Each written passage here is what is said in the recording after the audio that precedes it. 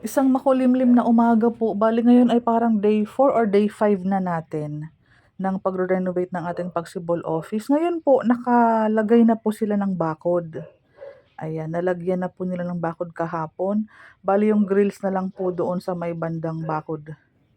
And may bubong na din po. Dito na po sila ngayong araw, magta-tiles po dito at maglalagay ng grills. Tapos kami po ay magpapasadya kami ng parang gate po dito, access po sa kabilang bahay. Para pag may mga buyer na dumating, tatawid-tawid na lang po ako dito, papunta sa office. Ayan po, mabilis na lang po ito, mga ilang araw na lang po siguro. Ito pintura, tiles, yan na lang po. Kung may mga kakilala po kayong mga naghahanap ng bahay na mga walang down payment, affordable housing sa Cavite po, meron po kaming mga ino-offer na mga gano'n po kalaking bahay, Pagsibol Village po ang tawag dito. Ito po kasi ay walang down payment, walang reservation, walang equity.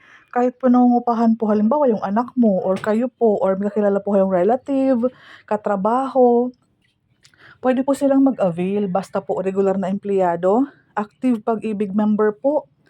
Tapos pasok po ang salary ng mga 29,000. Puwede naman pong combine ang mag-asawa or magkapatid.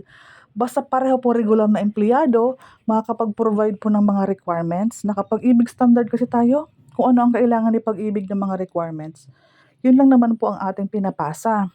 Employment po ang source ng income, may COE, may payslip, may mga ID. Yan lang naman po ang mga dapat malaman na mga basic na details. Ang monthly nito around mga 9,400, 9,500, mga ganyan po. Ang pinakamahal na po